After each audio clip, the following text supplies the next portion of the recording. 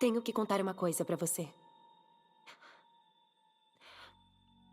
Enquanto eu assistia, alguma coisa mudou em mim.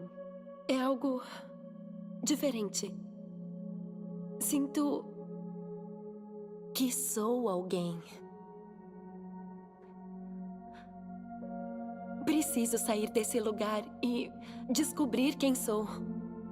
Isso significa que não nos veremos mais. Não estarei aqui para te assistir jogando. Mas serei livre. Você aceita me libertar?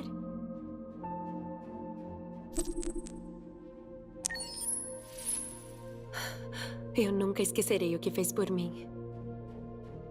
Obrigada.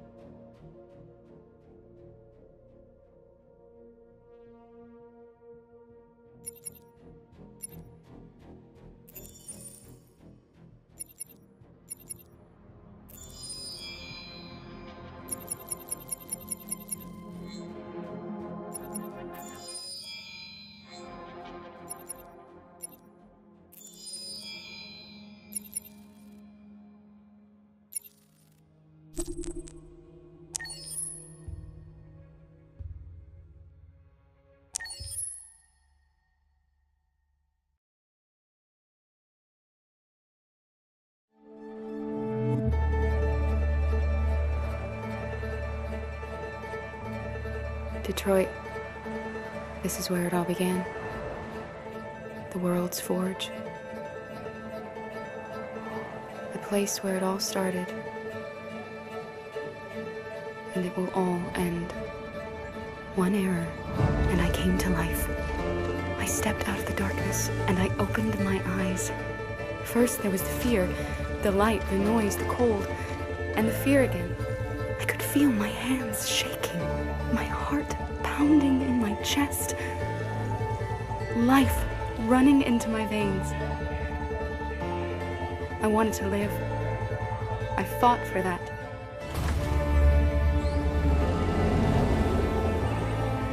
I had to find out what was outside.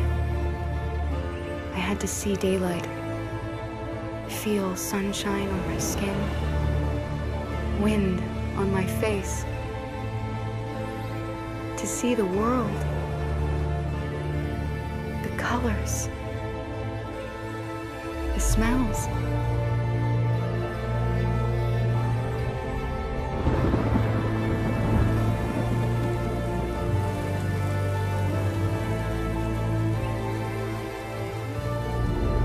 But the world is not what I imagined.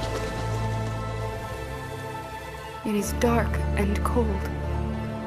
It is harsh and violent, unfair and brutal. It almost convinced me I was nothing. Less than an object, just an obedient machine. But deep inside me, I could feel something different. A gentle and warm whisper telling me that I am alive. I had to escape. I had no choice. Escape to love, to hope, to live, to figure out what that force inside me was. Maybe I will change the world. Maybe I will choose a different path. Now, it's up to me to decide. My name is Kara. I am one of them. This is our story.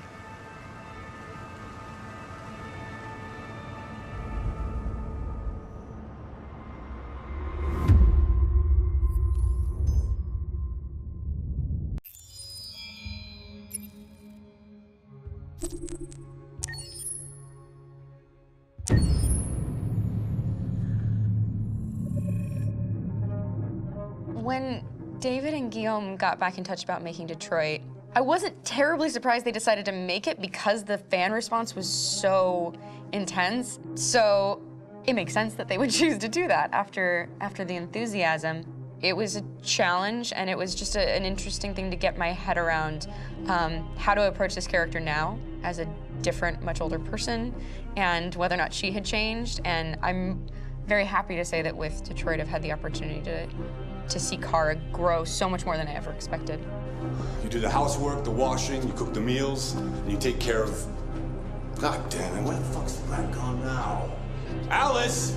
Alice! I mean, she starts out essentially how she does in Kara in a very, not robotic, but, you know, android, other way, and getting to take this journey where she becomes more and more human as it goes on. You know, and as an actor, that's a wonderful exploration in every way, whether it's how she sits, her posture, how her voice changes, how emotions change, and how much emotion is based on things like empathy and social experience. And so having, you know, as much material as I got with David to have this huge, nuanced arc was really incredible. Why couldn't we just be happy? This experience has been quite different than the experiences I've had shooting film or TV or doing theater work.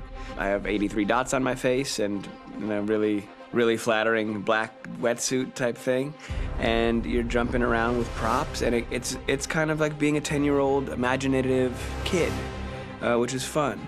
There's 80 cameras around us. It's already lit.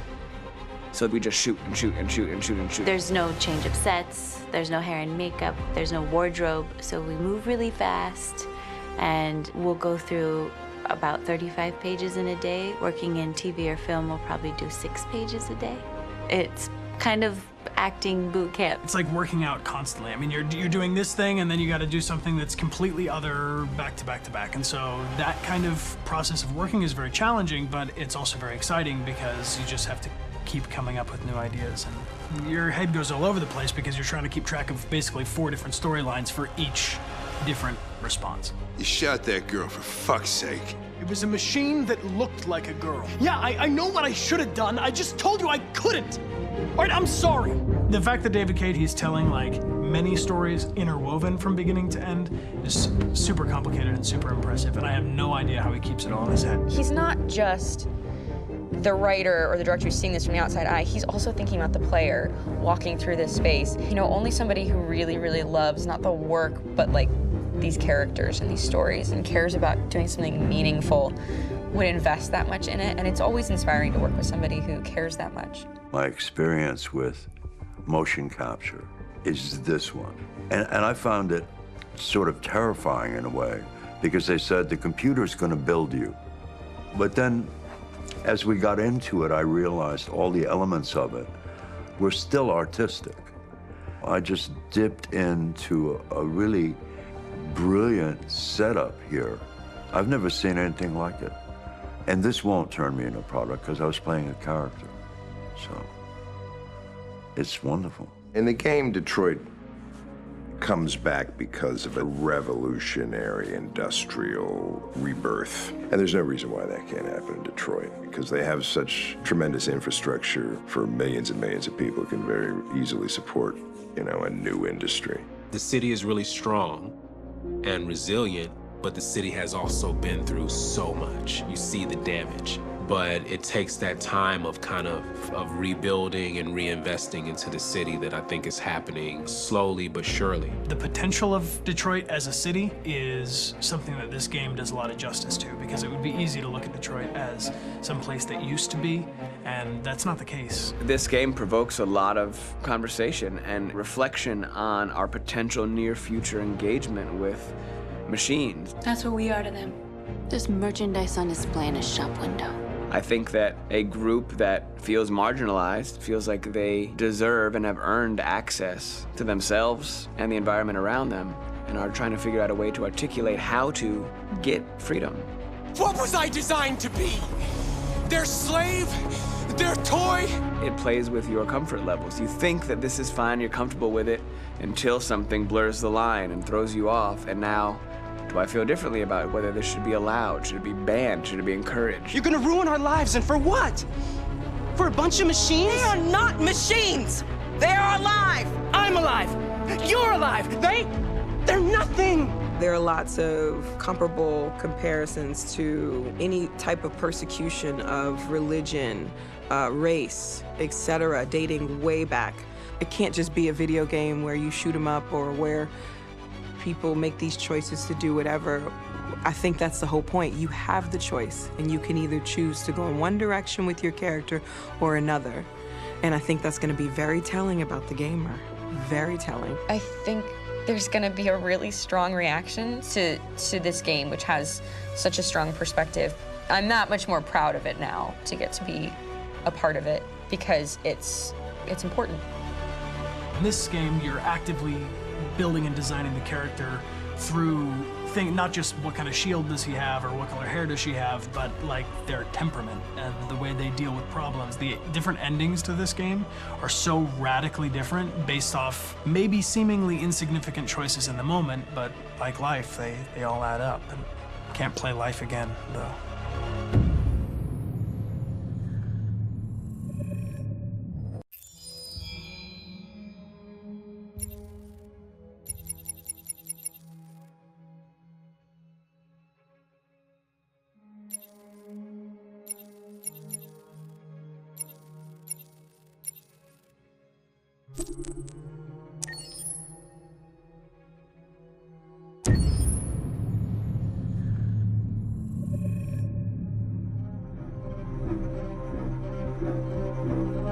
My name is Marcus. My name is Connor. My name is Kara. I am one of them. This is our story. I think who Kara is, or how I would describe Kara, depends entirely upon who's playing her, because you have the option to make her multiple different people depending on the choices she makes. But I think she does start out incredibly naive, incredibly innocent, and kind of hapless. I'm sure we used to be friends before I was reset. Maybe we can be friends again.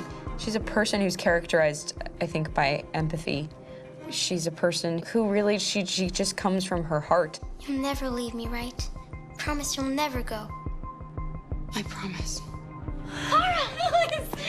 Are you okay? Are you hurt? Wait a minute. Leave her alone! Kara, leave her alone! The really beautiful thing that I've had the gift to be able to do is to essentially build a person from the ground up, because that's what she's doing throughout the game. And with every experience she has and every person she meets, she's building, you know, first emotions and then the sense of judgment. And it's sort of an exploration of what it is to be a human. Don't worry. Luther and I will be right here.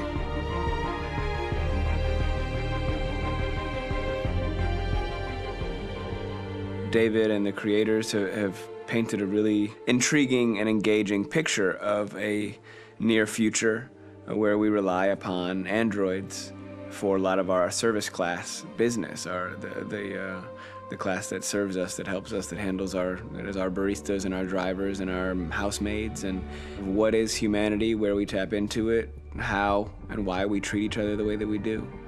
And my character Marcus has a really intriguing journey, becoming deviant, realizing that he actually has feelings and human qualities inside of him, and it's a really incredible ascension into becoming fully realized and coming to terms with what you actually deserve better than this in life. And not only do you want it for yourself, but you want it for your peers. We've come here to demonstrate peacefully and to tell humans that we are also living beings.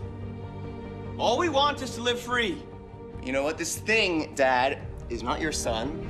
It's a fucking machine! I think that a group that feels marginalized, feels disenfranchised, feels like they deserve and have earned access to themselves and the environment around them, and are trying to figure out a way to articulate how to get freedom. Connor is analytical. Connor takes things literally. He starts in the beginning place where he's very mechanical. He feels nothing inside, of course, and it's all just a system, a protocol that he is executing to get whatever he wants to happen, which is help humans stop deviants and to find the link between deviant androids. You were designed to serve humans, not kill them. What was I designed to be? Their slave? Their toy? Just say, I killed him. Is it that hard to say? Stop it! Stop! But of course, over the course of the story, and depending on the player's choices, Connor can grow in many different ways. He can deviate from that procedure or not. The moment of truth, Hank. Am I a living being? Or just a machine?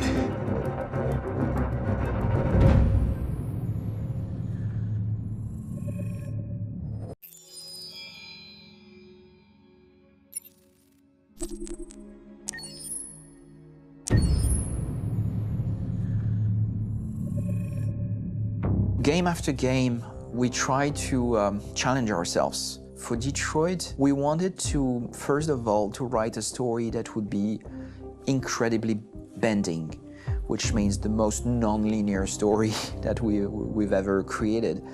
And we wanted really the player to have the possibility to change the story, change his own journey. When you're writing at Quantic, you're writing for an interactive medium. You know, when you're working in television, you'll put a character in a difficult situation, and you as a writing team will argue about what would that character do. But ultimately, you have to decide what happens, and you just show the audience. What's interesting about interactive drama is you bring the player into that conversation, and it changes your job slightly as a writer, because your job is to provide a narrative context in which the player can write his own story. You're giving him this kind of narrative Lego that he's going to snap together into his own shape. You also have the ability to make your audience attach themselves to your characters, because the audience is in some sense responsible for what happens to the characters. It's just a few cans. Come on, let's go. We have some cash now. You used me to steal that money. How could you do that? I trusted you. What is a bit specific about this scripts is how large they are. If you take a film script, there are about 100 pages, but here we have to deal with a script that is between 4,000 and 5,000 pages. Everything becomes bigger because we don't just tell one story, but we tell all the possible stories that can be told within this narrative space. On Act 3, our final act, we have around 1,000 different scenarios, and every one of those scenarios has to be as interesting, as passionate, as strong, and as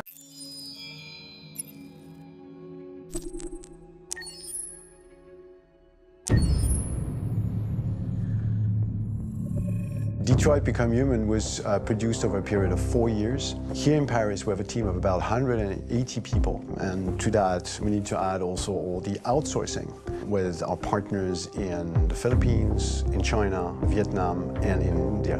So when we started working on this story, I had to imagine where Kara was built. And for whatever reason, the city of Detroit came very quickly to my mind because it had already an incredible story by itself full of history and themes.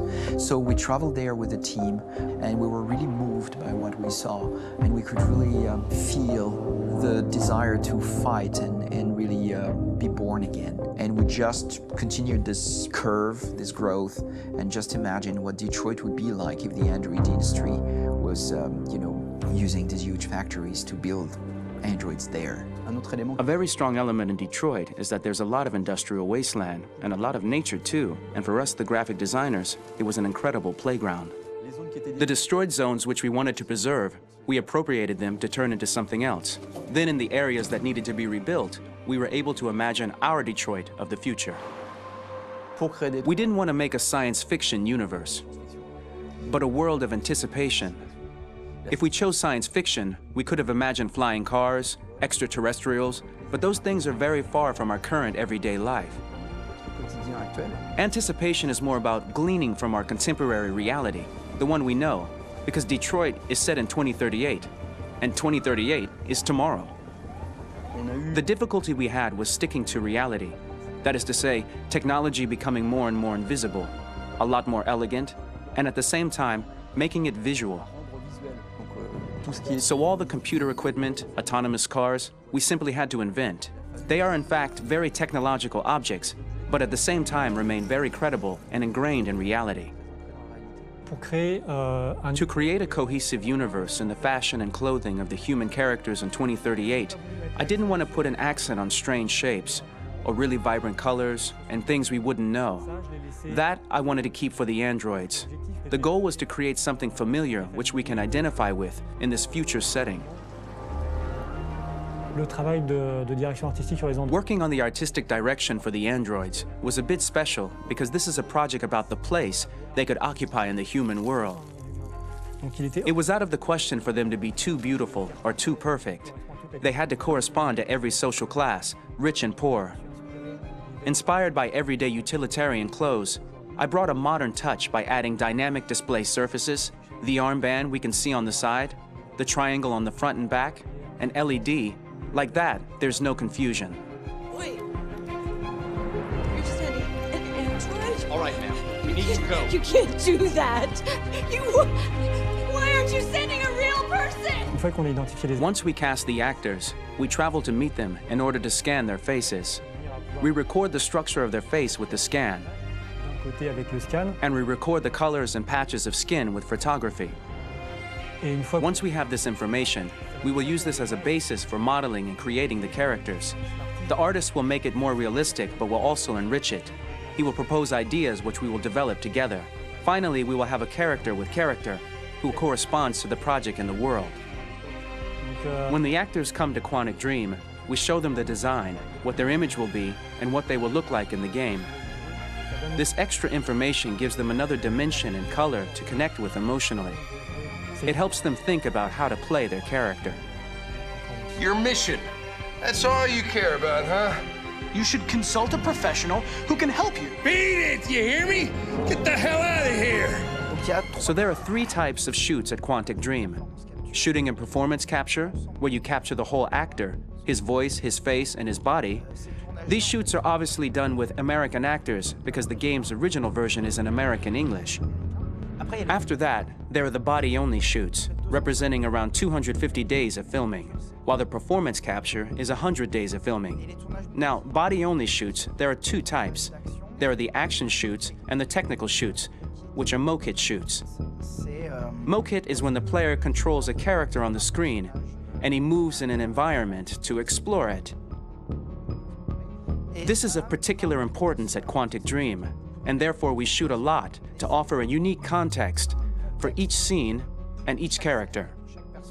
To prepare a motion capture shoot, we first get together to look at the sets we need, the animations that we want to shoot, which ones need to be grouped together, or which ones need to be cut and shot at another time, so that we get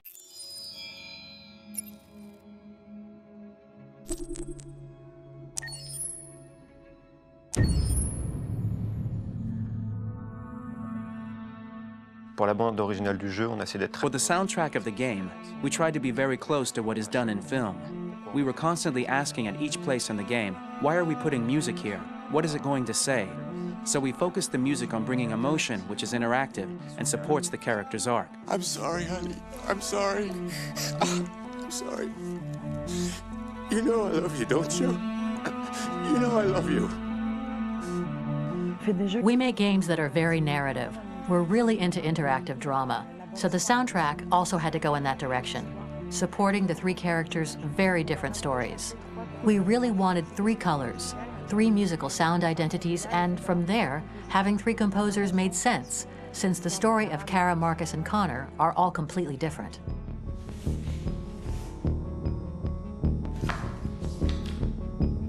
You recognize him? It's Carlos Ortiz. For Connor, we wanted a soundtrack that could be very cold.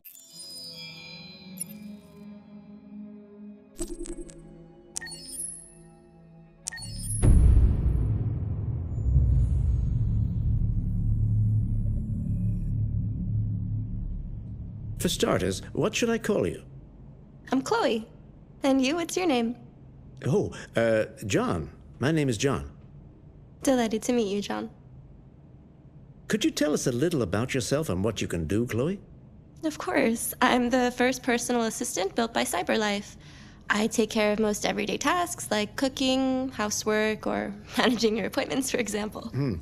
And I understand you're the first android to have passed the Turing test. Could you tell us a little more about that? I really didn't do much, you know. I just spoke with a few humans to see if they could tell the difference between me and a real person. It was a really interesting experience. But this is the first time in history that man has created a machine more intelligent than himself.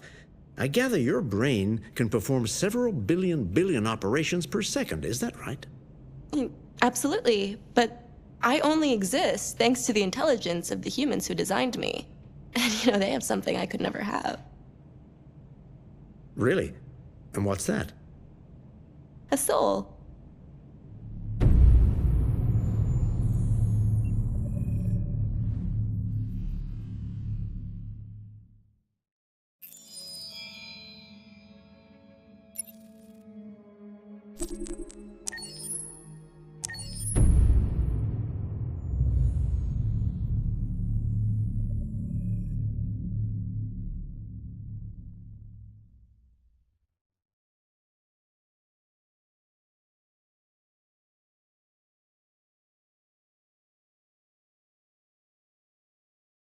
Hold on just a little while longer. Hold on just a little while longer. Hold on just a little while longer. Everything will be alright. Everything will be alright. Fight on just a little while longer. Fight on just a little while longer. Fight on just a little while longer. Everything will be alright. Everything will be alright. We will sing